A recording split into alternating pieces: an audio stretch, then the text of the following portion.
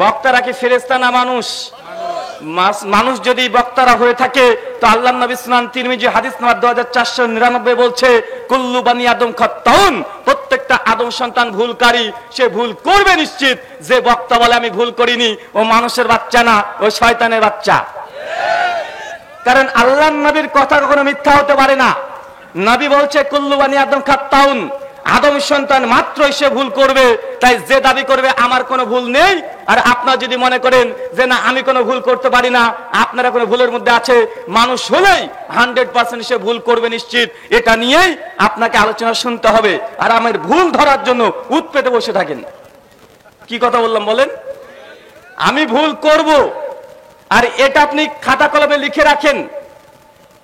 আর সঙ্গে সঙ্গে আলোচনার শেষে প্রশ্নোত্তর পর্ব হবে, সেই সময় বলে দেন হুজুর আপনি এই কথা বলেছেন, এটা কোরআন হাদিসে নাই, আমাকে চ্যালেঞ্জ করেন বা প্রশ্ন করেন। এটা আপনার দায়িত্ব। মুসলিম সমাজ আজকে ধ্বংসের মূল কারণ যে বক্তারা যা বলে জনসমুদ্র তাই শুনেই বাড়িতে চলে যায়। আর বক্তা যদি কোরআন হাদিস থেকে কাটা কাটা কথা বলে আমাদের শ্রোতাদের ভালো লাগে না। আমাদের ভালো লাগে একটু সুর দেবে, একটা গজল করবে, 3-4টে সিনেমার গানও করবে। ভাই এমন বক্তা আছে না নাই? আমাদের এই আলোচনা সভাটিকে, ইলমের ময়দানটাকে আজকে বর্তমানে পঞ্চরসের মতো মানুষ করে ফেলেছে। আছে না নাই? অনেক বক্তা আছে, শ্রোতারা যা চাই বক্তা তাই বলে। বক্তা এসে বিভিন্ন রকমের অঙ্গভঙ্গি করে, কখনকে বিড়ি খাওয়া দেখায়, এমন বক্তা আছে না নাই? কথা বলেন। কখন এসে কে জিকিরের নামে শয়তানি করে, কখন মুসল্লিদের মধ্যে জনসমুদ্র জিকিরের নামে বক্তাকে এসে এমন ভাবে জড়িয়ে ধরে বক্তার লুঙ্গি খুলে ফেলে। আছে না নাই? মিথ্যা বলছি? তাই আপনাদের কাছে এই আবেদন যে আলোচনা শ্রবণ করার পূর্বে একটু মনে রাখেন যে আমি ভুল করব, আর আমার ভুল ধরার জন্য 30 মিনিট সময় দেওয়া থাকবে আজকের আলোচনার পরে।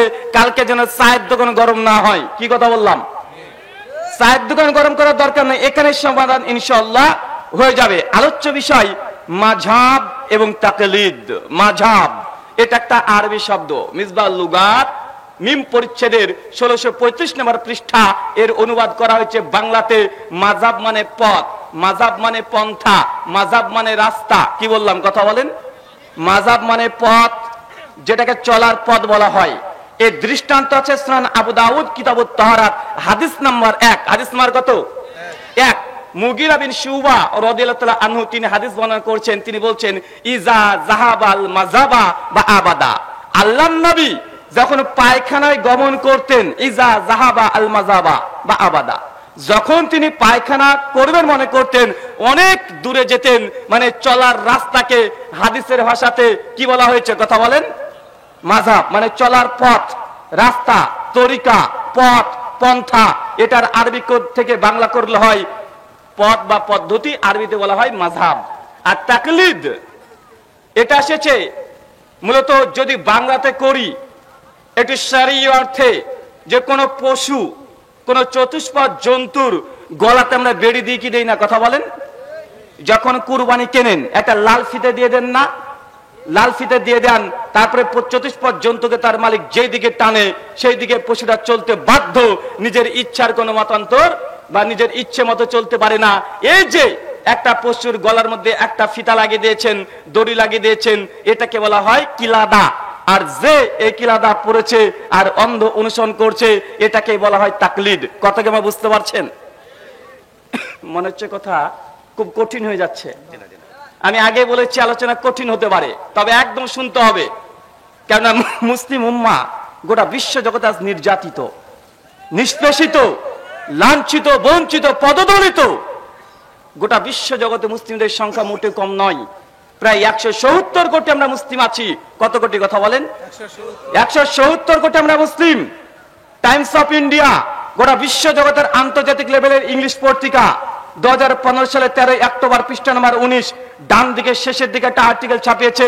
তারা বলছে গোটা বিশ্ব জগতে মানুষের সংখ্যা প্রায় 750 কোটি। কত কোটি? জোরে বলেন। 750 কোটি মানুষ আছে। 2, গোটা বিশ্ব জগতে ধর্ম আছে প্রায় 4,500। কতগুলো? 4,500 ধর্ম। আমরা মুসলমানরা তো কে হানাফি, কে শাফি, কে মালিকি, কে হাম্বলি, কে দেওবন্দি, বেরলভী, জামাত ইসলামী, সরমনা, এনাদপুরি, জোনপুরি, রাজারবাগী, মাঝভান্ডারি, ফুলতলি, দেওয়ালমাগি, আটরশি, ফুরপুরা এটা নিয়ে মারামারি করছি। মুসলিমদের মধ্যে এতগুলো দল আছে, কিন্তু গোটা বিশ্ব জগতে 4,500 ধর্ম আছে। আমরা মুসলমানরা একজন আরেকজনকে কাফের বলছি, বা আছে না নাই? কথা বলেন। গোটা বিশ্ব জগতে মুসলিমরা মার খাচ্ছে। সংখ্যায় 170 কোটি, খ্রিস্টানরা আছে 220 কোটি, হিন্দুরা আছে 130 কোটি, বৌদ্ধরা আছে মাত্র 10 কোটি। তারপরে বার্মাতে রোহিঙ্গা মুসলিমদের উপরে নির্যাতন করেছে বৌদ্ধরা, একদম রক্ত একদম কচুকাটা করে মুসলমানদেরকে কেটেছে, বা আছে না নাই? কথা বলেন। গোটা বিশ্ব জগতে কোন ব্যক্তি, কোন ধর্মের অনুসারী সবচেয়ে ধর্মের কারণে বেশি নির্যাতিত যদি হয়ে থাকে, সেই ধর্মের নামটা কি? ইসলাম। গোটা বিশ্ব জগতে যে ধর্মের আইডল, তারা যে ধর্মের ব্যক্তিত্বকে সবচেয়ে বেশি মানুষ নোংরা ভাষায় সমালোচনা করেছে, তার নাম কি? মুহাম্মদ রাসূলুল্লাহ সাল্লাল্লাহু আলাইহি সাল্লাম। প্রত্যেক বছরে দেখবেন বিশ্বের কোন এক প্রান্ত থেকে আল্লাহর নবীর নামে কুৎসা রটনা হয় কি হয় না? কথা বলেন। গোটা বিশ্ব জগতে কোরআনের বিরুদ্ধে, নবীর বিরুদ্ধে যেভাবে অমুসলিমরা এবং নাস্তিকরা সমালোচনা করে, পৃথিবীর অন্য কোন ধর্মের সঙ্গে তারা এই আচরণ করে না। যদি আমরা 170 কোটি, আপনাদের কাছে একটা প্রশ্ন ভাইজান, আমরা সংখ্যা আছে 170 কোটি, তারপরে মুসলিমরা কেন এত নির্যাতিত? কেন? কারণ কি? কি নাই? মাশাআল্লাহ, একদম 100% সঠিক কথা। যদি আমরা 170 কোটি, কিন্তু আমাদের মধ্যে ঐক্য না থাকার কারণেই মুসলিম জাতিকে যে কোনো ধর্মের অনুসারীরা নির্যাতন করে, আর গোটা বিশ্বের মানুষ ফ্যাল ফ্যাল করে তাকিয়ে থাকে, কেউ প্রতিবাদ করে না। প্রতিবাদ করবে কি করে? একজন মুসলমানকে যদি কেউ মেরে দেয়, আর একজন মুসলমান হাসি আসে তার, আছে না নাই? ডাক্তার জাকির নায়েককে যখন মিথ্যা মামলা দিয়ে যখন তাকে দেশ থেকে বিতাড়িত করা হয়েছে আমাদের ভারতবর্ষ থেকে, সেই সময় এক শ্রেণী মুসলমানরা যত খুশি হয়েছে, অমুসলিম হিন্দু খ্রিস্টানরা এতটা খুশি হয় নাই। ডাক্তার জাকির নায়েক গোটা বিশ্ব জগৎ ইসলাম প্রচার করেছে, কোন মাযহাব বা কোন মানহাজকে সে প্রমোট করতেন না। তিনি খুব সূক্ষ্মভাবে মুসলমানদের কাছে ইসলামটাকে পেশ করেছে, হিন্দুদেরকে ইসলাম পেশ করেছে, খ্রিস্টানদের সঙ্গে ডিবেট বিতর্ক করে ইসলামের সৌন্দর্য বর্ধন করে দিয়েছে। গোটা বিশ্বের মানুষ যখন ইসলামের সৌন্দর্য দেখে মুগ্ধ হয়ে গেছে, সেই সময় আপনাদের বাংলাদেশের মতো কিছু হুজুররা আছে বাংলাদেশে, যারা ডক্টর জাকির নায়েকের বিরুদ্ধে ফতোয়া দিয়ে, ডক্টর জাকির নায়েককে কাফের ফতোয়া দিয়ে, ডক্টর জাকির নায়েককে ইহুদি খ্রিস্টানের ফতোয়া দিয়ে, ডক্টর জাকির নায়েকের যতটা শক্তিশালী ছিল তার মজবুত জায়গাটাকে দুর্বল করেছে কি করে নাই? কথা বলেন। এই জন্য আমাদের ভারতের প্রধানমন্ত্রী ওই দেশের প্রধানমন্ত্রীকে দোষ দিয়ে 5 পয়সা লাভ নাই, কারণ মুসলমানরা হচ্ছে মুসলমানদের শত্রু। মুসলমানরা মুসলমানদের শত্রু হয়ে আছে, কারণ কিছুই নয়। এক ভাই নাভি নিচে হাত বাঁধে, আর এক ভাই বুকের উপরে হাত বাঁধে। একজন জোরে আমিন বলে, আর একজন আস্তে আমিন বলে। একজন ফরজ নামাজ পড়ে, নামাজের পরে দোয়া মোনাজাত করে, আর একজন করে না। এই জন্য ভাই ভাইয়ের মধ্যে মারামারি আছে না নাই? মসজিদের মধ্যে বিভক্তি আছে না নাই? কবরস্থান আলাদা হয়েছে কি হয় নাই?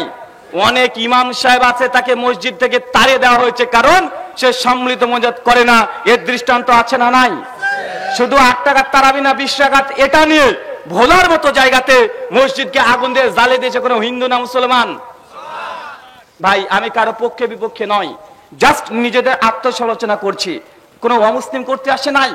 মুসলমানদের মসজিদ থেকে বের করতে কোন অমুসলিম হিন্দু খ্রিস্টান এরা করছে না, বরং মুসলমানরা মুসলমানদের মধ্যে 2-4টে মতনৈক্য মতভেদের কারণে আজকে ভাইয়ের সঙ্গে ভাইয়ের শত্রুতা আছে না নাই? আছে। তার জন্য আপনাকে বলছি, গোটা বিশ্ব জগৎ মুসলিম জাতি নির্যাতিত, নিষ্পেষিত, লাঞ্ছিত, বঞ্চিত, পদদলিত। এর মৌলিক এবং প্রধান কারণ মুসলিমদের মধ্যে কোনো ঐক্য নাই। একজন মুসলমানের যদি ফাঁসি হয়, আর এক পক্ষের আর এক তরিকার লোক বলছে ঠিকই করেছে, ও যে মিলাদ করতো না। আছে না নাই? কথা বলেন। যদি তাকে আবার ফাঁসি দেওয়া হয়, আর এক গ্রুপ বলছে ঠিকই আছে, বেদাতি মরেছে, ঠিকই হয়েছে। আছে না নাই? কথা বলেন। তার মানে আমরা নিজেরাই, মুসলমানরাই খুশি আরেকজন মুসলমানের হত্যাযজ্ঞে বা সে ধ্বংস হয়ে যাচ্ছে, মুসলমানরাই বেশি খুশি হচ্ছি। আল্লাহ সুবহানাহু ওয়া তাআলা এই নোংরা চিন্তা চেতনা থেকে আমাদেরকে বেরিয়ে আসার তৌফিক দান করো। সকলে বলি আল্লাহুম্মা আমিন। সম্মানিত দর্শক মণ্ডলী, এই হচ্ছে মুসলমানদের সমস্যা। এই সমস্যার মূল কারণ হচ্ছে এটা যে ইসলামটাকে আমরা নিজেদের মতো বুঝতে শুরু করেছি, আর ইসলামের মধ্যে আমরা অন্ধ অনুসরণ করতে শুরু করেছি। এটা হচ্ছে মৌলিক কারণ। কি কথা বলেন? যদি আপনাকে বলা হয় ভাইজান আপনি যে মাযহাব মানছেন, কেন মানছেন? আমাদের সাধারণ মানুষ আমরা বলি যে আমরা হানাফি মাযহাব মানি। যারা দক্ষিণ আফ্রিকা আছে তারা বলবে আমরা মালিকি মাযহাব মানি। যারা ইউনাইটেড আরবের আশেপাশে আছে, মধ্যপ্রাচ্যে, তাদেরকে জিজ্ঞাসা করলে তারা বলে যে আমরা হাম্বলি অথবা শাফি মাযহাব মানি। আর আমাদের বিশেষ করে উপমহাদেশে আমরা বলি কি, আমরা হানাফি মাযহাব মানি। অনেকে আমরা জানি না হানাফি কি জিনিস, খেতে হয় না গায়ে মাখতে হয়, আছে না নাই কথা বলেন? অনেক মানুষ জানে যে আমরা হানাফি মাযহাব মানি, তো হানাফি কি এটাও বোঝে না, কিন্তু তারা এইভাবে অন্ধের মতো ধর্মকে পালন করছে। ভাই হানাফি অন্য কোনো জিনিস নয়। একজন ব্যক্তি এসেছিলেন, আল্লাহ নবী মৃত্যুবরণ করে 11 হিজরি। কত হিজরি কথা বলেন? হিজরি কাকে বলে? নবী মোহাম্মদ রাসূলুল্লাহ যখন মক্কা থেকে মদিনায় চলে আসলেন, এই যে হিজরত করলেন, তারপর থেকে আরবের মধ্যে এই ক্যালেন্ডার গণনা শুরু হলো। তো আল্লাহ নবী মৃত্যুবরণ করেছে 11 হিজরি। কত হিজরি? আবার বলেন কত হিজরি? 11 হিজরি। আল্লাহ নবী দুনিয়া থেকে চলে গেলেন 11 হিজরি পৃথিবীতে। এরপর একজন ব্যক্তির জন্মগ্রহণ হয়, তার নাম নোমান বিন সাবিত। তিনি জন্মগ্রহণ করেন কুফা শহরে, মৃত্যুবরণ করে কুফা শহরে, যার নাম হচ্ছে নোমান বিন সাবিত, যাকে আরেক নাম উপনাম ইমামে আজম আবু হানিফা রাহিমাহুল্লাহ। কথা কি মা বুঝতে পারছেন? তার আসল নাম কিন্তু আবু হানিফা নয়। আবু হানিফা এটা তার আসল নাম নয়, এটা তার উপনাম। তার মূল নাম হচ্ছে নোমান বিন সাবিত। কি বললাম? নোমান বিন সাবিত। আর তাকে উপনাম দেওয়া হয়েছে, তার শিক্ষক উস্তাদ দিয়েছে আবু হানিফা, ইমাম আবু হানিফা। অনেক মানুষ মনে করে তার একজন মেয়ের নাম ছিল হানিফা, এই জন্য তার নাম ইমাম আবু হানিফা। এ তথ্য সঠিক নয়। ইমাম আবু হানিফা রাহিমাহুল্লাহর তার কোনো মেয়ে সন্তান ছিল ইতিহাসের পাতায় পাওয়া যায় না, বরং তাকে বৈশিষ্ট্যের উপরে ভিত্তি করে তার উস্তাদ তাকে আবু হানিফা বলেছে। কথা কি আমরা বুঝতে পারছেন? কত হিজরিতে জন্মগ্রহণ করে? 80 হিজরিতে। মৃত্যুবরণ করে কত হিজরিতে? 150 হিজরিতে। কত হিজরি? 150। জন্মগ্রহণ কোথায় করেছেন? কুফা। মৃত্যুবরণ কোথায় করেছে? কুফা। এরপরে আর একজন ইমাম চলে আসেন, তার নাম হচ্ছে ইমাম আনাস বিন মালিক, যাকে বলা হয় মালিকি মাযহাবের প্রতিষ্ঠাতা, যিনি জন্মগ্রহণ করেন 93 হিজরি। কত হিজরি? 93। মৃত্যুবরণ করেন 179 হিজরি। কত হিজরি? মুখস্থ করেন। মদিনায় জন্ম, মদিনাতেই মৃত্যু, এটা হচ্ছে মদিনার ইমাম। কথা কি বুঝতে পারছেন না? মনে হয় আমার আলোচনায় কিন্তু কোনো গজল পাবেন না, কোনো সুর পাবেন না, সুবহানাল্লাহ, মারহাবা, নারে তাকবীর কিছু পাবেন না, কোনো কেচ্চা কাহিনীও পাবেন না। আমার কাছ থেকে শুধুমাত্র কোরআন হাদিসের কিছু তথ্য পাবেন, যেগুলো দিয়ে আপনি ইসলামটাকে অন্তত বুঝতে পারবেন। এবং মুসলমানের মধ্যে মুসলমানের যে দ্বন্দ্ব আছে, আপনি যদি বুঝে নেন, এটা অনেক অংশে কমে যাবে ইনশাআল্লাহ। কারণ কেচ্চা কাহিনী অনেক শুনেছেন, 2-4টে কোরআন হাদিস শুনেন, ইসলামের প্রকৃত ইতিহাস শুনেন, মুসলমানদের ইতিহাস শুনেন, এটা আপনার জন্য ইসলামটাকে মানা সহজ হয়ে যাবে। দ্বিতীয় ইমামের নাম কি বললাম? কথা বলেন। মালিক, যার নাম অনুসারে মালিকি মাযহাব হয়েছে। তৃতীয় আরেকজন ইমাম আসেন, তার নাম ইমাম শাফিঈ রাহিমাহুল্লাহ। জন্মগ্রহণ করেন 150 হিজরি। কত হিজরি? আর মৃত্যুবরণ করে 204 হিজরি। কত হিজরি? 204। চতুর্থ আরেকজন ইমাম এসেছিলেন, তার নাম ইমাম আহমদ ইবনে হাম্বল রাহিমাহুল্লাহ। জন্মগ্রহণ 164 হিজরি আর মৃত্যুবরণ করেন 249 হিজরি। এই হচ্ছে 4 মাযহাবের 4 ইমামের নাম এবং তাদের জন্ম মৃত্যু সাল। কথা কি বুঝতে পারলেন এবার? তার মানে এই 4 ইমামের মধ্যে প্রথম ইমামের নাম কি? ইমাম আবু হানিফা রাহিমাহুল্লাহ। বয়সের সবচেয়ে বড় প্রথম এসেছেন। শেষ ইমামের নাম ইমাম আহমদ ইবনে হাম্বল রাহিমাহুল্লাহ, যিনি সর্বশেষে এসেছেন। 249 হিজরিতে মৃত্যুবরণ করছেন। এখন প্রশ্ন আসতে পারে, সাধারণ মানুষ মনে করে যে 4টে মাযহাব ইসলামে আছে, 4 ইমাম ছিলেন, 4 ইমাম গোল টেবিলে বৈঠক করে বসে তারা কোরআন হাদিসকে ঘেটে ঘেটে তারা মাসালা বর্ণনা করেছে, এটাই হানাফি মাযহাব, এটাই শাফি মাযহাব, এটা হাম্বলি মাযহাব, এটা মালিকি মাযহাব। তবে এই কথা সঠিক নয়, বরং এটা সঠিক 4 ইমামের সঙ্গে 4 ইমামের সাক্ষাৎ হয় নাই। ইমাম আবু হানিফার জন্ম 80 হিজরি, মৃত্যু 150 হিজরি। ইমাম মালিক জন্ম 93, মৃত্যু 179। কোনোদিন সাক্ষাৎ হয়নি 2 ইমামের সঙ্গে, পাশাপাশি কখনো বসে উনি। ইমাম শাফিঈ জন্ম 150, মৃত্যু 204।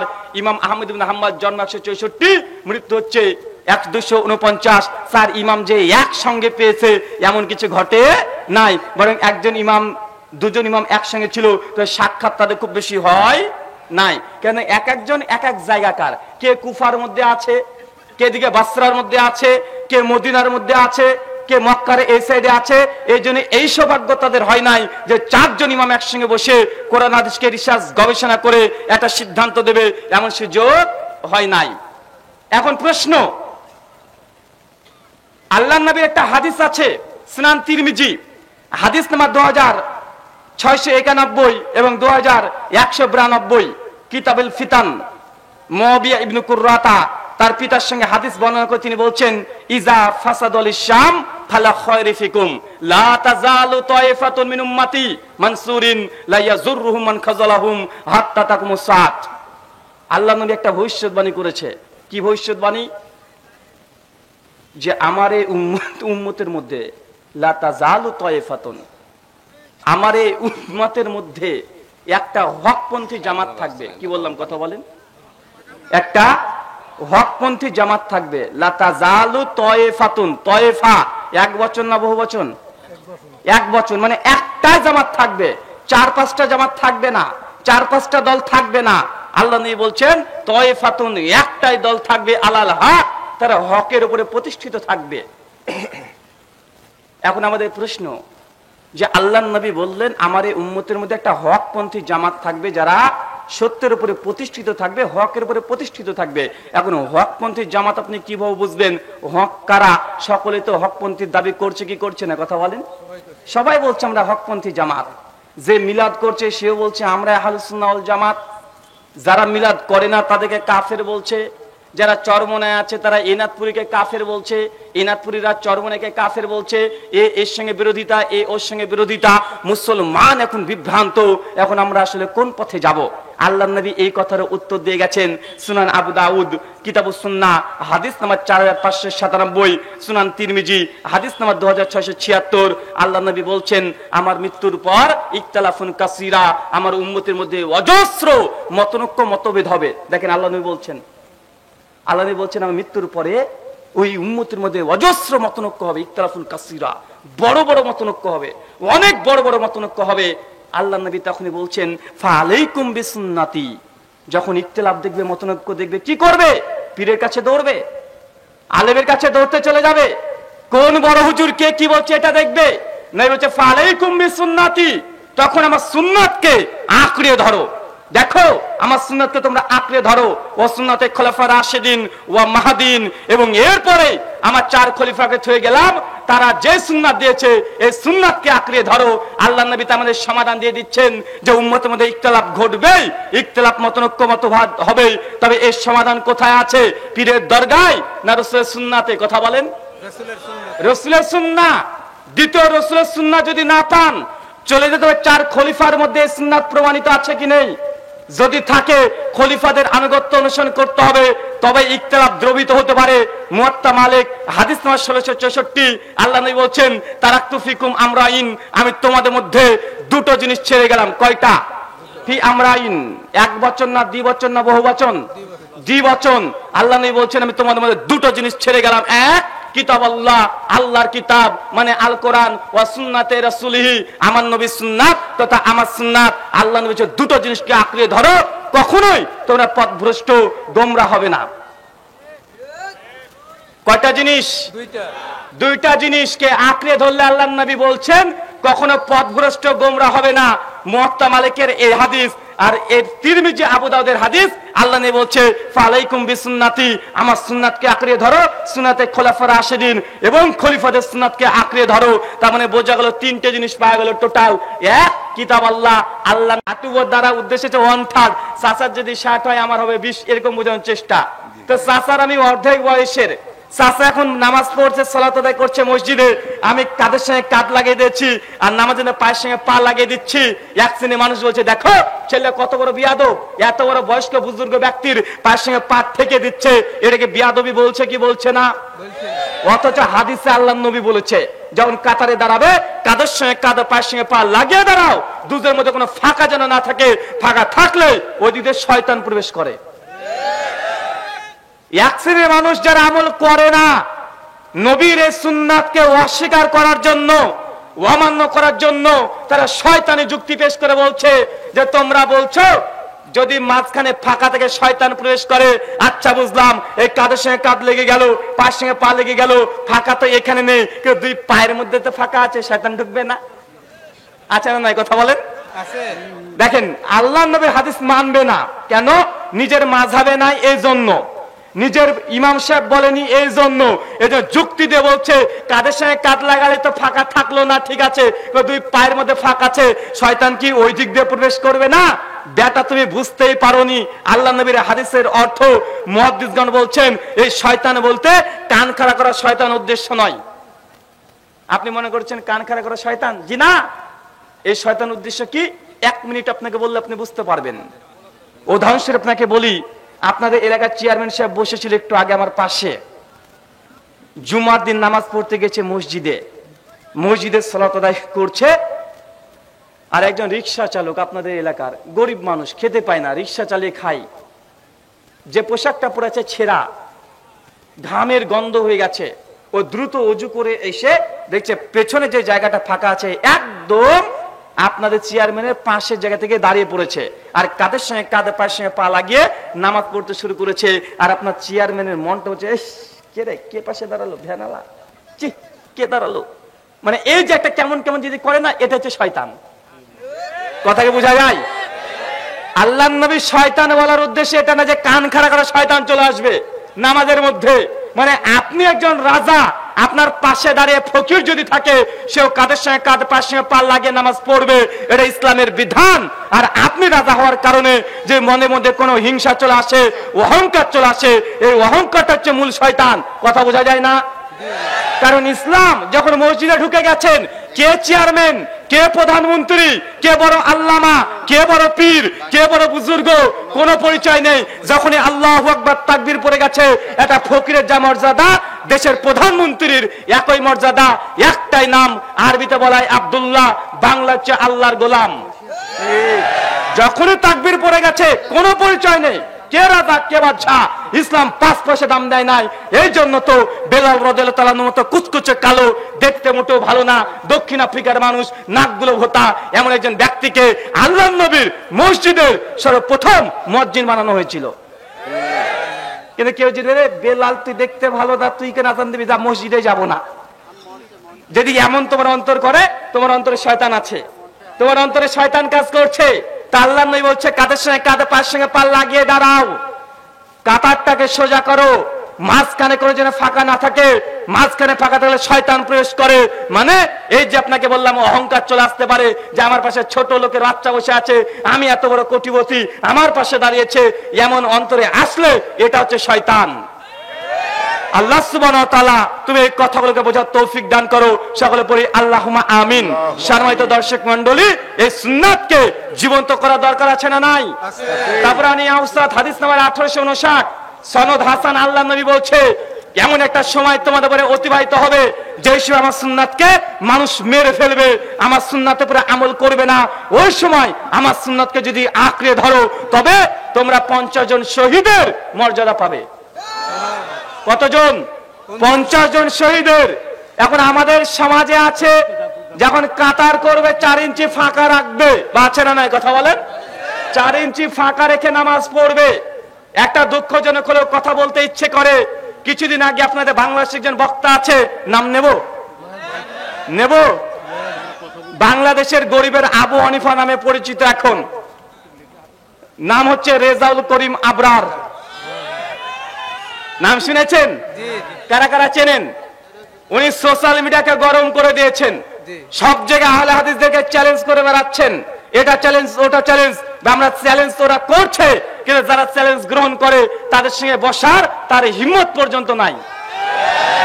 উনি কিছুদিন আগে একটা বক্তৃতা দিয়েছেন, আজকের আলোচ্য বিষয়ের সঙ্গে, ভাই হুজুর দান করেন, আমি তো দান করতে বলছে, ভাই আমি তো এটা পারি না। আর আপনারা জি জি জি ভাইজান, আমাদের আলোচনা চলছে, আলোচনা চলবে না বন্ধ হয়ে যাবে? এবছরের কথা বলছি না, সামনে বছর, সামনে বছর আলোচনা দরকার আছে না নাই? তো সামনে বছর আলোচনা করতে হলে আলোচক বক্তাদেরকে নিয়ে আসতে হলে আয়োজন করতে হলে টাকার দরকার আছে না নাই? তো টাকা কি আপনি দেবেন না আমি দেবো? তো টাকা দিচ্ছেন না কেন রে ভাই? টাকা দিচ্ছে না বলে বারবার আমাকে চেষে বলছে টাকা তোলার কথা বলেন। তো আপনাদের যাদের কাছে টাকা আছে, কার কাছে কাছে 100 টাকা দিবেন না তার একবার হাত তোলেন তো ভাই। দেবেন না? আলহামদুলিল্লাহ, একজন দেবে না। আর কে 100 টাকা করে দিবেন না? 100 টাকা কে কে দেবেন না হাত তোলেন। 2 জন 3 জন 4 জন, আলহামদুলিল্লাহ। 5 জন 7 জন, মানে 7 জন 100 টাকা দেবেন না, বাকি সবাই দেবেন। সবাই দেবেন তো? আলহামদুলিল্লাহ। এই দ্রুত তাড়াতাড়ি 1 মিনিটের মধ্যে ভাই, 1 মিনিটের মধ্যে তাড়াতাড়ি, কারণ আলোচনার মধ্যে টাকা পয়সা তুলতে গেলে আলোচনা 12টা বেজে যাবে আর ঘড়িরও 12টা বেজে যাবে। তাই দ্রুত তাড়াতাড়ি ভাই, তাড়াতাড়ি দ্রুত দ্রুত করেন, দ্রুত। আর কেউ যদি উঠতে চায়, কেউ যদি উঠে পালানোর চেষ্টা করে, তার আগে লুঙ্গি ধরে টানবেন, যেতে দেবেন না। লুঙ্গি খুলে যায় খুলবে, যে দিয়েছে ছেড়ে দেন। লুঙ্গি খুলে গেলে যাবে, কিন্তু এখানে উঠতে কাউকে দেবেন না। বেটা ঢুকেছে তোমার ইচ্ছায়, বেরোতে হবে আমাদের ইচ্ছায়। নবী সুন্নাতি দোয়ার মাধ্যমে এই মজলিস শেষ করতে হবে। কথা বুঝতে পারছেন? তাই যত তাড়াতাড়ি পারেন তাড়াতাড়ি আপনারা এই দানের কাজটাকে কমপ্লিট করেন। মাত্র 1 মিনিটের মধ্যে, বেশি লম্বা সময় নেব না। রেজাউল করিম আবরারের একটা ভিডিও জাস্ট আপনাদেরকে শোনাবো। এই আলোচনাটা শুনলেই ইনশাআল্লাহ আজকের আলোচনা আমরা শেষের দিকে নিয়ে আসবো। তারপরে প্রশ্নোত্তর পর্ব থাকবে। ভাই, এই যে ভাই, আমার উপজেলা ভাইস চেয়ারম্যান 10 ব্যাগ সিমেন্ট দিছে, একটু ঘোষণা দিলে আমাদের আপনাদের chairman 10 vice chairman 10 bag cement দিয়েছেন এবং 3000 টাকা নগদ দান করেছেন। আল্লাহ সুবহানাহু ওয়া তাআলা তুমি তার এই দানকে কবুল করে নাও। সকলে পড়ি আল্লাহুম্মা আমিন। আর আরেকজন 500 টাকা দিয়েছেন, তার দানটাকে আল্লাহ তুমি কবুল করে নাও। সকলের কথা বলার সময় নেই ভাইজান, রেখে দেন। যারা যারা দান করেছেন আল্লাহ তোমার তাদের দান তুমি কবুল করে নাও। সকলে পড়ি আমিন, আমিন। জি, সম্মানিত দর্শক মণ্ডলী, আলোচনা চালাবো, তবে আমার নয়, তবে আমার নয়। আমার আলোচনা তো অনেক শুনলেন, বোরিং হয়ে গেছেন। মাঝখানে অন্য কারো একটা আলোচনা শোনেন, শুনবেন? জি, আলোচনা নিয়ে আসছি।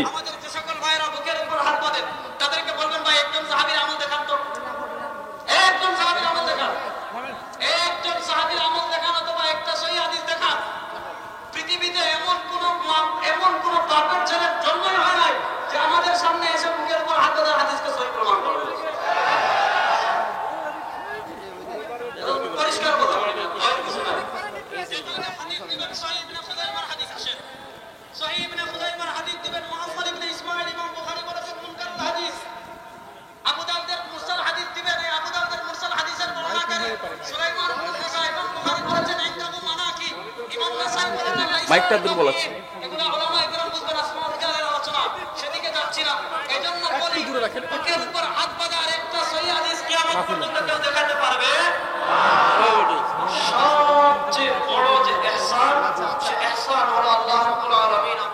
মনে হয় আপনাদের জন্য একটু কঠিন হয়ে গেল। আবার চালাবো।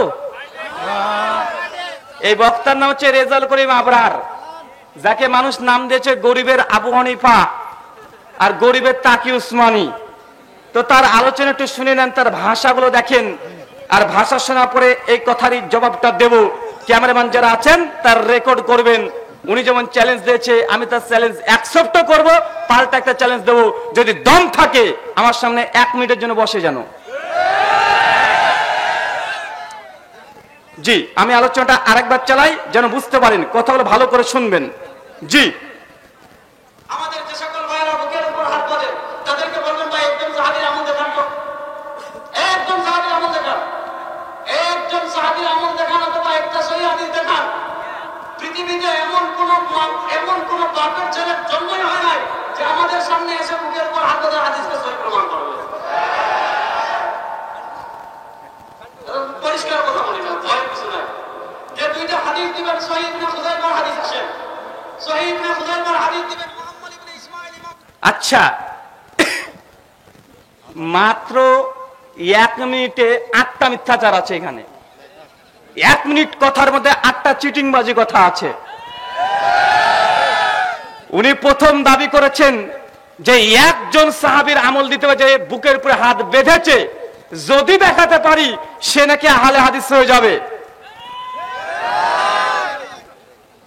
আমি এই কথাই বলি, যদি সত্যি এই কথা হয়ে থাকে, একজন সাহাবী বুকের উপরে হাত বেঁধেছে, এটা প্রমাণ করতে পারলে রেজাল করিম আবরার এ যদি সত্যি আহলে হাদিস হয়ে যায়, উনি নাকি অনেক বড় মাপের মুহাদ্দিস গবেষক। তাকে আমি একটা হাদিসে জাস্ট বলছি, ইমাম মুনজিরির কিতাব আল আওসাত 2য় খণ্ড 448 পৃষ্ঠা, আলী বিন আবি তালেবের একটা আমল বর্ণনা আছে যে আলা সাদরিহি, তিনি বুকের উপর হাত বাঁধতেন, সনদ হাসান, সনদ সহিহ। এটাকে পারলে তুমি হাদিসকে জয়ীফ প্রমাণ করে দেখাও। একজনের আমল দেখতে যে একজনের দিলাম, কার? আলী বিন আবি তালেব, তিনি বলেছেন তার আমল, তিনি বুকের উপর হাত বাঁধতেন। ইমাম মুনজিরির আল আওসাতের মধ্যে সহিহ সনদে বর্ণনা আছে, যদি সত্যি তুমি বলেছো পৃথিবীতে এমন কোন বাপের বেটা যে নাই নাকি নাই যে দেখাতে পারবে না, বাপের বেটা দেখা আলো। এবার তোমার যদি দম থাকে এই হাদিসকে তুমি জয়ীফ প্রমাণ করে দেখাও। সত্যি যদি তুমি হালাল সন্তান হয়ে থাকো, হালালাত সন্তান না হয়ে থাকো, আমার এই হাদিসকে তুমি ভুল প্রমাণ করে দেখাও। উনি বলছেন যে কোন মায়ের বেটার নাকি জন্মগ্রহণ করেনি যে বুকের উপরে হাত বাঁধার হাদিসকে সহি প্রমাণ করতে পারে। আরে মায়ের বেটা কি, আমি তোমাদের ঘর থেকে প্রমাণ করে দিব বুকের উপরে হাত বাঁধা সহি হাদিস দ্বারা প্রমাণিত। নচেত তোমার মার কাছে যাও, তোমার স্ত্রীর কাছে যাও, তোমার বোনের কাছে যাও, দেখো কোথায় হাত বাঁধে। কোথায় বাঁধে তারা? বুকের উপরে হাত বাঁধা হাদিস যদি সহি নাই থাকে, তো আবরার সাহেব, সোনামণি, তোমার মা কেন বুকের উপরে হাত বাঁধে? তোমার স্ত্রী কেন বুকের উপরে হাত বাঁধে? তোমার মেয়ে কেন বুকের উপরে হাত বাঁধবে? যদি হাদিস সহি নাই থাকে, কোন বাপের বেটা প্রমাণ করতে পারে নাই যে বাপের বেটা না পারলে বাপের বেটি তোমার বোন পেরে গেছে, কেন ও তো বুকের উপরে হাত বাঁধে। তোমার শাশুড়ির বেটিও বেড়ে গেছে। ভাই কথাগুলো কঠিন বলছি কেন বলেন তো ভাই? 1901 আব্দুর রাজ্জাক বিন ইউসুফ, মুজাফফর বিন মুহসিন, আসাদুল্লাহ গালিব, শহীদুল্লাহ খান মাদানী হাফেজাহুল্লাহ, আহলে হাদিসের মূল স্ট্রিম আলেমদেরকে নিয়ে এত নোংরা নোংরা ভাষায় কথা বলে, যখন শুনি তখন মনে হয় বেটা তোর যদি দম থাকে আমার সঙ্গে 5 মিনিট বসে দেখ তুই। যদি তার বই থেকে তাকে উলঙ্গ করে ছেড়ে দিতে না পারি, আমি মাইকে কোনো মুখি লাগাবো না। ওপেন চ্যালেঞ্জ, যদি দম থাকে, অন্য কিছু নয়, তার বই আছে। এই যেখানে আপনি কিভাবে নামাজ পড়বেন, এই বইটা তিনি অনুবাদ করেছেন, সংযোজন করেছেন। আমার বেশি কিছু বইয়ের দরকার নেই। বুকের উপরে হাত বাঁধা সহি অথেন্টিক কোন বইয়ের দরকার নেই, তার বই থেকে দেখাবো। যদি দম থাকে তার বই নিয়ে আমি বসবো, আমার সঙ্গে 5 মিনিট বসে দেখুক, তাকে উলঙ্গ। আহলে হাদিসরা চাপার জোরে কথা বলে না। গোটা বিশ্ব জগতে আহলে হাদিসরা সংখ্যালঘু, তারা সংখ্যায় কম, তারা বুক ফুলে কথা বলে। এই জন্য তাদের দলিল আছে, প্রমাণ আছে, আল্লাহর ওহী আছে, নবীর ওহী গায়ের মাতলু আছে। এর জন্য আমরা কথা বলি। তুমি আমাদের সঙ্গে বসো, একদম দলিল দিয়ে তোমার দাফন করে দেব। বুকের উপরে হাত বাঁধা হাদিস পাও না, তুমি সহিহ হাদিস পাও না। সুনান আবু দাউদ হাদিস নাম্বার 759, তাউসের সূত্রে হাদিস বর্ণনা আছে। তিনি বলছেন আল্লাহকে দেখেছেন বাম হাতে পরে ডান হাত রেখে আলা সাদরিহি, বুকের পরে আল্লাহ নবী হাত বেঁধেছে। সুনান আবু দাউদের 759 নম্বর হাদিস। যারা আপনারা বাংলা পড়তে পারেন তারাও দেখে নিতে পারেন। ইসলামিক ফাউন্ডেশন থেকে বাংলা আবু দাউদ অনুবাদ করা হয়েছে। বাংলা যদি না দেখতে চান, দারুল উলুম দেওবন্দ থেকে নিয়ে এসে দেখেন, স্পষ্ট হয়ে মজুদ আছে। উনি বলছেন এই হাদিসের একজন রাবি সুলাইমান বিন মুসা, তিনি নাকি জয়ীফ। ওয়াল্লাহি, আল্লাহর কসম, রেজাল করিম আবরার একবার আমার সামনে বসুক, বুকের উপরে হাত বাঁধা হাদিস নিয়ে একবার বসুক, বেশি দূর যাব না। এই বই থেকে সুলাইমান বিন মুসাকে আমি সহি প্রমাণ করব ইনশাআল্লাহ, তার বই থেকে। আর আপনারা খুব ভালোভাবে জানেন আমার কাজ হচ্ছে বিতর্ক করা। নাস্তিক নিয়ে আসেন, এখনই নাস্তিকের সঙ্গে বিতর্ক করব। যদি ইসলামকে সত্য প্রমাণ না করতে পারি, বক্তৃতা ছেড়ে দেব। আর এটা গর্ব করে অহংকার করে বলছি না। যারা আমার সম্পর্কে জানেন বা আমার নাস্তিকের সঙ্গে বিতর্ক আছে না নাই, কথা বলেন। নাস্তিকের সঙ্গে 20-এর অধিক আমার বিতর্ক আছে। 4-5 বছর আগে যখন নাস্তিকরা ফুলে উঠেছিল, তাদের সঙ্গে বিতর্ক করে আলহামদুলিল্লাহ ইসলামের বিজয় দেখেছেন কি দেখেন নাই? খ্রিস্টানদের সঙ্গে আমার বিতর্ক আছে না নাই? খ্রিস্টানদের সঙ্গে বিতর্ক করে ইসলামের বিজয় আলহামদুলিল্লাহ আমাদের হাতে ছিল কি ছিল না? হিন্দুদের সঙ্গে কিছুদিন আগে বিতর্ক দেখেছেন কি দেখেন নাই? গরুর মাংস খাওয়া যাবে কি যাবে না ভাই, বিতর্ক দেখেন নাই? মহেন্দ্র পাল আর ডক্টর জাকির নাকি চ্যালেঞ্জ করেছিল 2004 সাল থেকে দীর্ঘ 20 বছর, তার নাকি ডক্টর জাকির নাকি তার অ্যাকসেপ্ট করে নাই। অবশেষে আমি অ্যাকসেপ্ট করেছিলাম, আলহামদুলিল্লাহ। বিতর্ক করেছি, গরুর মাংস খাওয়া হিন্দু ধর্মগ্রন্থ অনুযায়ী জায়েজ নয়, বরং খেলে অনেক বড় নেকি হয়। এতটা না, গর্ব করে বলছি, এবং আমার তথ্য প্রমাণ আমি স্ক্রিন দেখিয়ে দেখিয়ে বই দেখিয়ে কথা বলি। আলহামদুলিল্লাহ হিন্দুদের সঙ্গে বিতর্ক আছে কমপক্ষে 10-এর অধিক, খ্রিস্টানদের সঙ্গে 10-এর অধিক বিতর্ক আছে, নাস্তিকদের সঙ্গে 20-এর অধিক আমার বিতর্ক আছে। তো আমার কাজ হচ্ছে বিতর্ক করা, আর আমি বিতর্ক করার জন্য আমার মূল অসুল এটাই, প্রতিপক্ষ দলিল দিয়ে প্রতিপক্ষকে দাফন করে দেওয়া।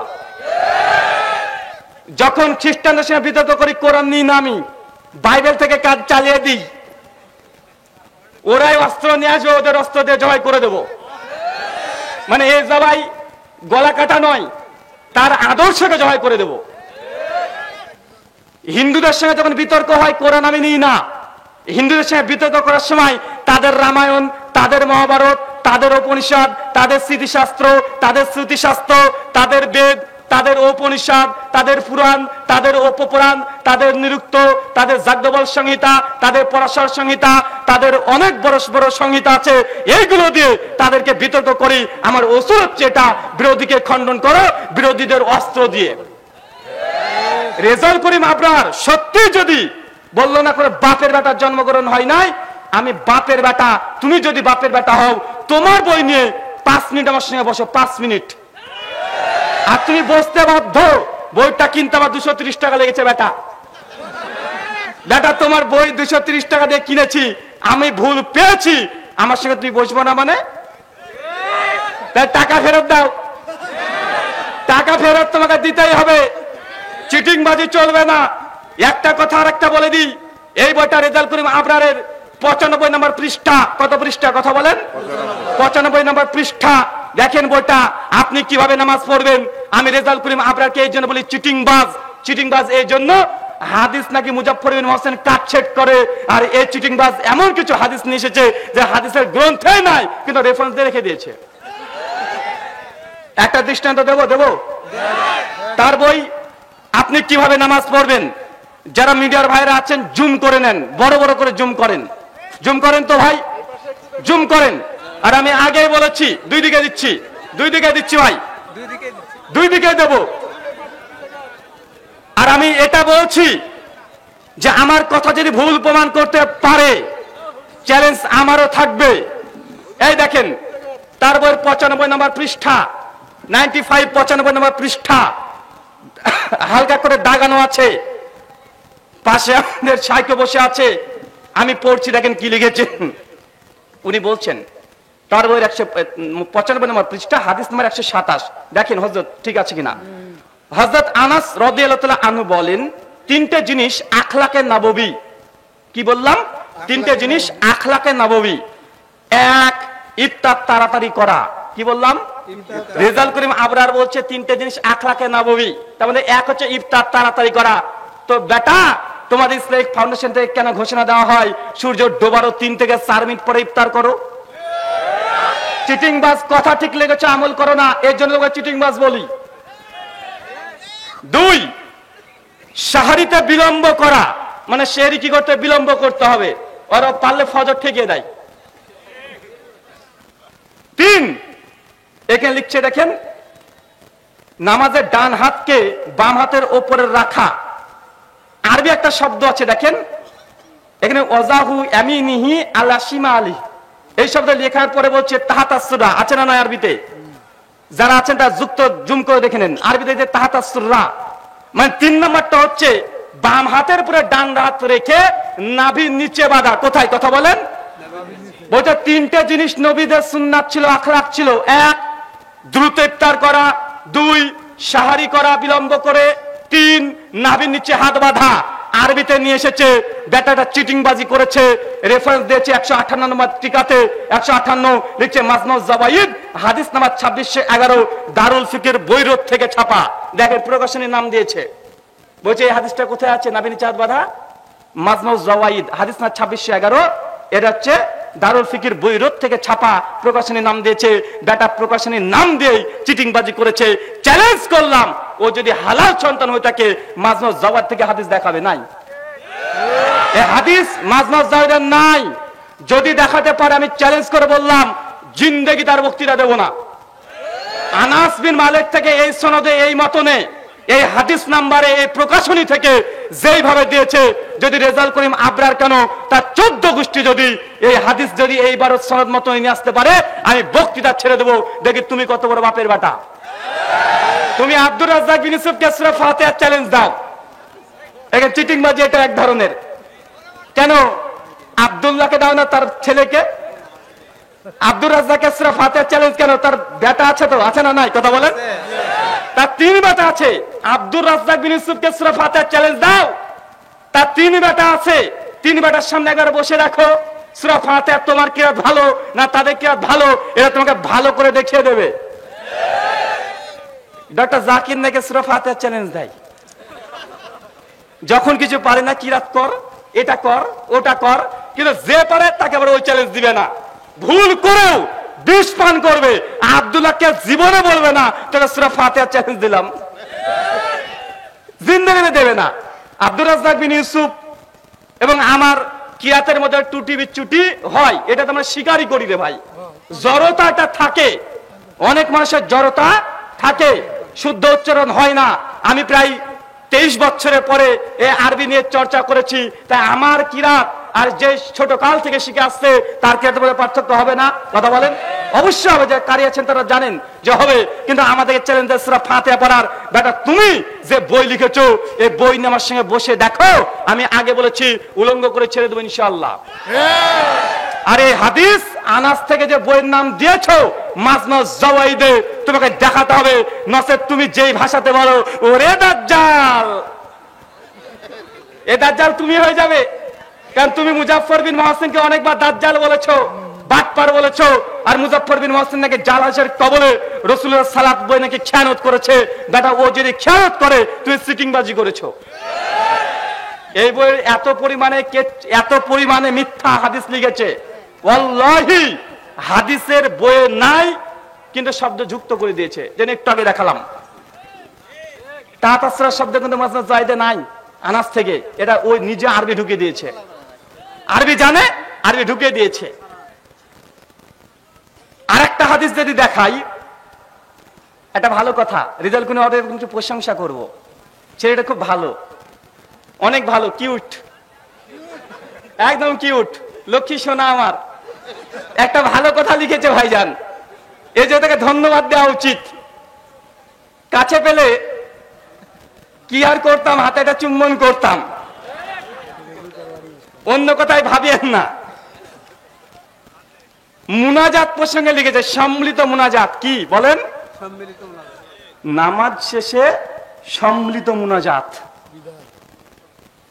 রেজাল করিম আবরার এত বড় পণ্ডিত অবশ্যই স্বীকার করতে বাধ্য হয়েছে যে সম্মিলিত মুনাজাত করার প্রমাণে কোনো সহিহ হাদিস নাই। যদি কেউ করে পাবন্দ সহকারে তাহলে বিদআত হবে। আলহামদুলিল্লাহ বলেন। বেটা বই কিনেছি তোমার 230 টাকা দিয়ে, তোমার পক্ষেও যেমন কিছু বাস আছে, আমাদের পক্ষেও কিছু মিষ্টি রেখে গেছো। তো তোমার বই কিনেছি, একবার বাস খাবে তুমি আর মিষ্টি খাবো আমি। এই দেখো তুমি বলেছো বিদআত, কি লিখছে দেখেন, বাংলাতে ও লিখেছে ভাই, টাটকা বাংলাতে লিখে গেছে। কি লিখছে দেখেন, নোট, বর্তমান যুগে নামাজের পরে মুনাজাতকে যেভাবে গুরুত্ব দেওয়া হয়, মনে হয় দোয়া যেন নামাজের অংশ। কোন ইমাম দোয়া না করলে তাকে অভিসম্পদ করা হয়, এটা সঠিক নয়। কেননা আহলে ইলমদের কাছে স্বীকৃত মূলনীতি হলো ওয়াজিব নয় এমন জিনিসকে ওয়াজিব বানিয়ে ফেলা অথবা ওয়াজিবের মতো গুরুত্ব দেওয়া বেদাত হওয়ার জন্য যথেষ্ট। কথা এখানে শেষ নয়, পিকচার আবি বাকি হে। এরপরে কি লিখছে দেখেন, যদিও এহতাম ও গুরুত্ব ছাড়া মানুষদেরকে শেখানোর জন্য, পয়েন্ট টু বি নোটেড, মানুষকে শেখানোর জন্য নামাজের পর দোয়া করা হয়, তাহলে সেটা ঠিক আছে। কেন ভাই, কি বললেন? শুধু মানুষদের শেখানোর জন্য কেউ যদি দোয়া করে এটা ঠিক আছে। এরপর কি বলছে দেখেন, এবার উলঙ্গ করছে দেখেন, রাসূল সাল্লাল্লাহু আলাইহি সাল্লাম বিশেষ জায়গায় নামাজের পরে দোয়া করেছেন, যেমনটা হাদিস থেকে জানা গেল। এই জন্য রাসূল করিম সাল্লাল্লাহু আলাইহি সাল্লামের সর্বদা সুন্নাত নয়। উনি বলছেন এটা রাসূলের সর্বদা সুন্নাত নয়। তবে কি আমি গোটাটাই পড়বো, কাটছাট করবো না, তার মতো চিটিংবাজি করবো না, গোটাটাই পড়বো। যদি হতো তাহলে তা মুতাওয়াতির সনদের মাধ্যমে প্রমাণিত হতো। মানে এই কথাটা বুঝতে পারলেন যে মুতাওয়াতির কি জিনিস। উনি বলছেন আল্লাহ নবী সত্যি যদি সমৃদ্ধ মুজাহিদ করতেন তাহলে মুতাওয়াতির মানে অজস্র সাহাবীরা হাদিস বর্ণনা করত।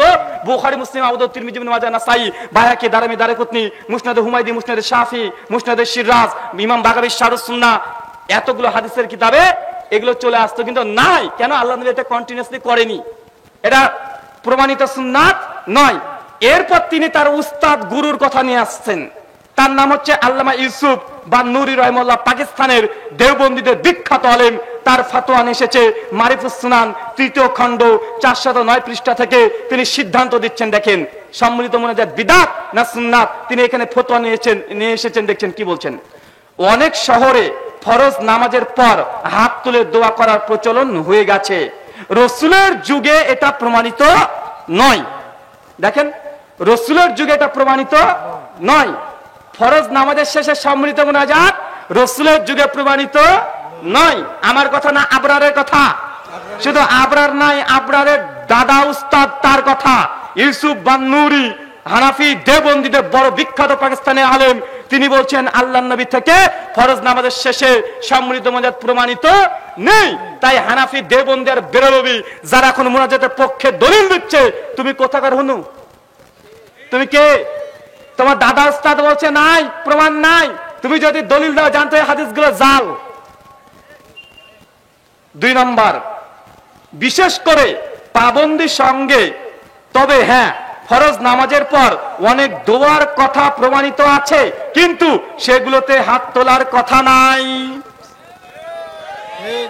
শেষ কথা, তার বই শেষ কথা মুনাজাত প্রসঙ্গে বলতে, ফরজ নামাজের শেষে অনেক দোয়ার কথা আছে, তবে হাত তোলার কথা নয়।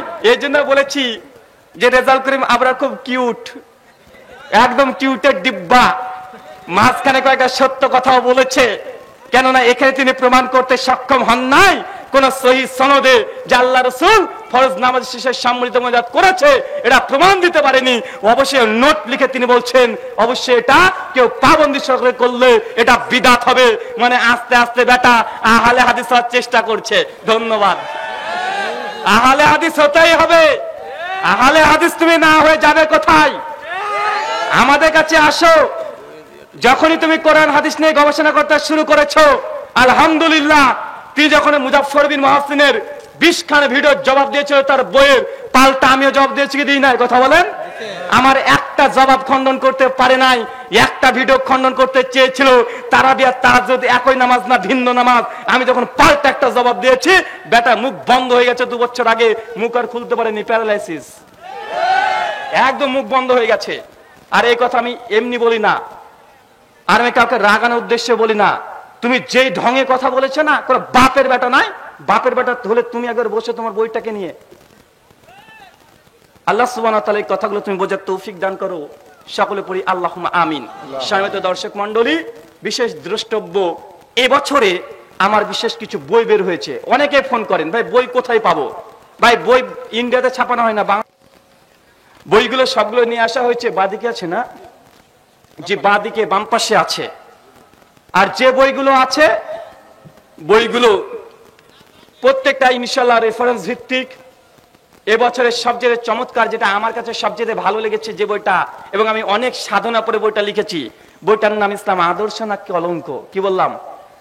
ইসলাম আদর্শ না কলঙ্ক। আমাদের ইন্ডিয়ার আসামের একজন ব্যক্তি হিন্দু, সত্যরঞ্জন বড়া, তিনি ইসলামের বিরুদ্ধে একটি বই লিখেছিলেন, ইসলামের কলঙ্কিত কথা। এই বইটার জবাবে আমার বই লেখা, আলহামদুলিল্লাহ প্রায় 300 পৃষ্ঠার বই, হিন্দুদের 349টা বইয়ের দলিল দিয়ে বইটা রচনা করা হয়েছে। অনেক হিন্দু পণ্ডিত জানেও না, তাদের এগুলো শাস্ত্র নাম জানে না অনেকে আছে। ইনশাল্লাহ পড়লে বুঝতে পারবেন। আরেকটা বই আছে, হাত কোথায় বাঁধবেন, এই বইটা আছে 330 পৃষ্ঠা, শুধু হাত বুকের উপরে বাঁধতে হবে এই মর্মে লেখা। আলহামদুলিল্লাহ 330 পৃষ্ঠা, প্রায় 1000-এর ওপরে রেফারেন্স দেওয়া আছে। আর একটা নতুন বই এসেছে, মহিলাদের মসজিদ গমন, এটা কি মাকরু না জায়েজ। আর একটা বই লেখা আছে, ফিতরা টাকা দিয়ে হবে না খাদ্যদ্রব্য দিয়ে হবে। মানে আমার বইগুলো সব ইখতিলাফি মাসালার উপরে। এবং যারা বাহাস মুনাজারা করতে পছন্দ করেন, যুক্তি খণ্ডন করতে পছন্দ করেন, তাদের ইলম আছেন এবং আলেম আছেন, তাদের জন্য ইনশাআল্লাহ এই বইগুলো একটা ইলমের ভান্ডার হিসেবে কাজ করবে। বিশেষ করে যারা প্রতিবাদমূলক আপনারা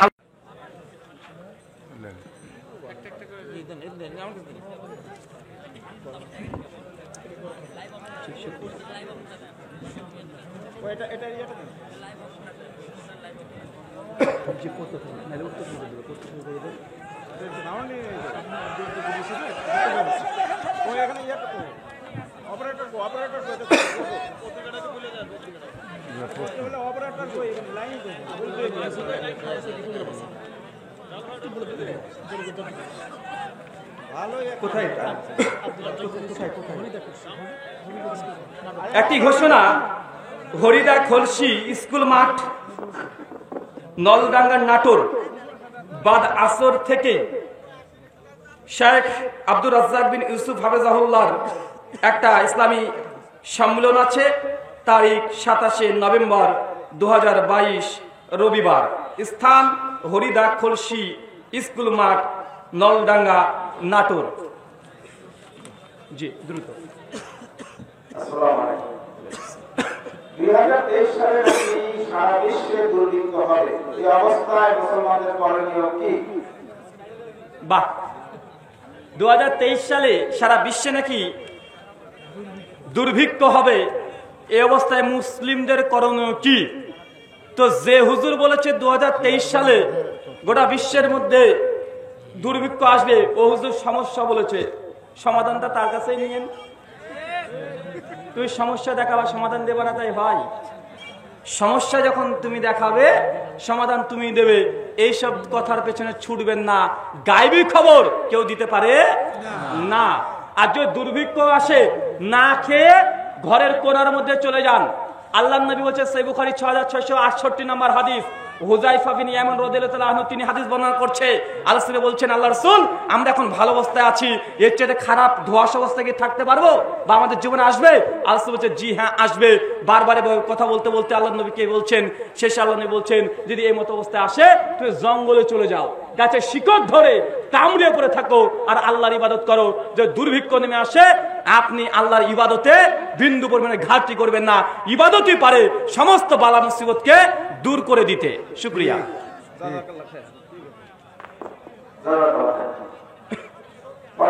আবু তোয়া আদনান কি খারেজি, তার আকীদা সম্পর্কে জানতে চাই। ভাইজান জিজ্ঞাসা করেছেন, আবু তোহা আদনান তিনি কি খারেজি, তার আকীদা সম্পর্কে জানতে চায়। তিনি খারেজি কিনা বলতে পারবো না, বড় বড় বিশেষজ্ঞ যারা আকীদার আলেম তাদের কাছ থেকে জেনে নেবেন। 2 নম্বর, যে তিনি যে আলোচনা করে সে আলোচনা সম্পর্কে মারাত্মক পর্যায়ের সমস্যা আছে।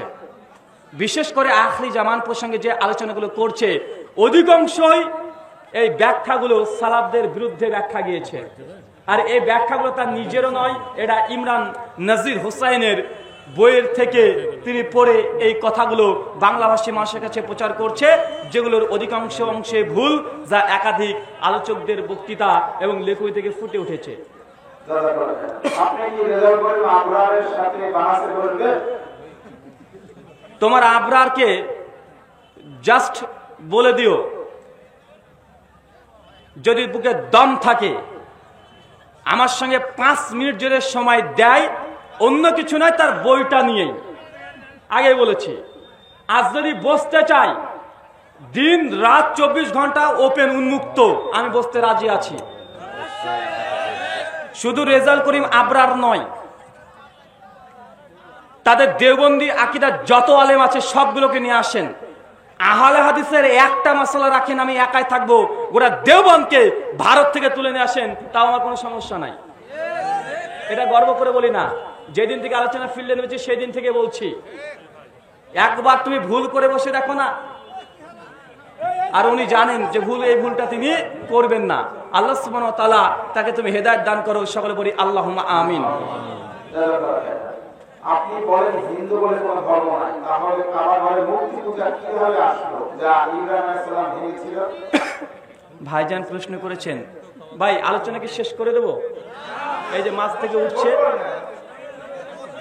ভাই, আপনার যদি আলোচনা শেষ করতে বলেন রাত্রি 12টা বেজে গেছে, আমার গলারও 12টা বেজে গেছে, তাই আপনার যদি না চান আমরা এখনই ওয়ামা আলাইনা পড়ে ছেড়ে দেবো, ছাড়বো? ভাইজান প্রশ্ন করেছেন হিন্দু বলে কোনো ধর্ম নেই, তবে নবী ইব্রাহিমের জামানাতে যেসব মূর্তি পূজা ছিল তারা কোন ধর্মের অনুসারী ছিল? ভাই হিন্দু এটা কোনো ধর্মের নাম নয়, হিন্দু একটা স্থানের নাম। যারা সিন্ধু নদের অববাহিকে বাস করে তাদেরকে বলা হয় হিন্দু। এনসাইক্লোপিডিয়া ব্রিটানিকা ভলিউম 6 পৃষ্ঠা নাম্বার 699 এবং পণ্ডিত জওহরলাল নেহরুর দ্য ডিসকভারি অফ ইন্ডিয়া পৃষ্ঠা নাম্বার 74 এবং 75 পৃষ্ঠায় তিনি একথা লিখেছেন। হিন্দু কোনো ধর্মের নাম নয়, যারা সিন্ধু নদের অববাহিকায় বাস করে তারা হচ্ছে হিন্দু। মানে আমরা যারা ভারত, বাংলাদেশ, পাকিস্তানে বাস করি তারা ভৌগোলিক সংজ্ঞার দিক থেকে সবাই হিন্দু। কথা বুঝতে পারলেন না ভাইজান? তারা সবাই হিন্দু। যেন একজন আমেরিকায় থাকে তাকে কি বলেন? আমেরিকান। যে ভারতে থাকে তাকে ভারতীয় বলেন, যে বাংলাদেশে থাকে তাকে বাংলাদেশি বলে, আর যে হিন্দুস্তানে থাকে তাকে হিন্দুই বলে। মানে এটা একটা ভৌগোলিক সংজ্ঞা। হিন্দু এটা ধর্মের নাম নয়, মূল ধর্মের নাম হচ্ছে সনাতন ধর্ম। কি বললাম? সনাতন ধর্ম। তো ভারতবর্ষ কেন্দ্রিক ধর্মটা গড়ে উঠেছে। আর আরবে যে প্যাগানিজম মূর্তি পূজারী ছিল তারা কেউ হিন্দু ছিল না। হিন্দুতে একটা স্থান কেন্দ্রিক ধর্ম মূলত তিনটা: এক ঈশ্বরবাদ, 2 বহিশ্বরবাদ, 3 ঈশ্বরবাদ, আর 4 প্যাগানিজম মূর্তি পূজারী। কয়টা? 3টে হচ্ছে ধর্ম আর একটা হচ্ছে প্যাগানিজম, যেটাকে মূর্তি পূজারী বলা হয়। কোরআনের ভাষায় তারা মুশরিক। কথা কি আপনারা বুঝতে পারছেন?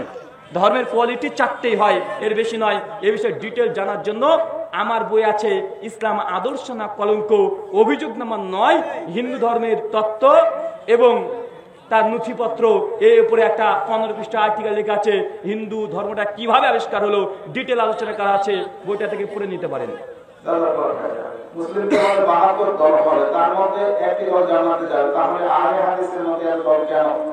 ভাইজান প্রশ্ন করেছেন মুসলমানদের মধ্যে 73টা দল হবে, 72টা যাবে জাহান্নামে, একটা দল যাবে জান্নাতে, তাহলে আহলে হাদিসদের মধ্যে একটা দল কেন? আসলে এই হাদিসটা আছে সুনানে আবু দাউদ কিতাবুস সুন্নাহ হাদিস নাম্বার 4597 এবং সুনান তিরমিজি কিতাবুল ফিতান হাদিস নাম্বার 2676, মুস্তাদরাক আল হাকিম হাদিস নাম্বার 444, মিশকাত হাদিস নাম্বার 171, সনদ হাসান। আল্লাহ নবী কথা বলেছেন কুল্লুম ফিন নার, সবাই যাবে জাহান্নামে ইল্লা মিল্লাতুন ওয়াহিদা, একটা দল যাবে জান্নাত।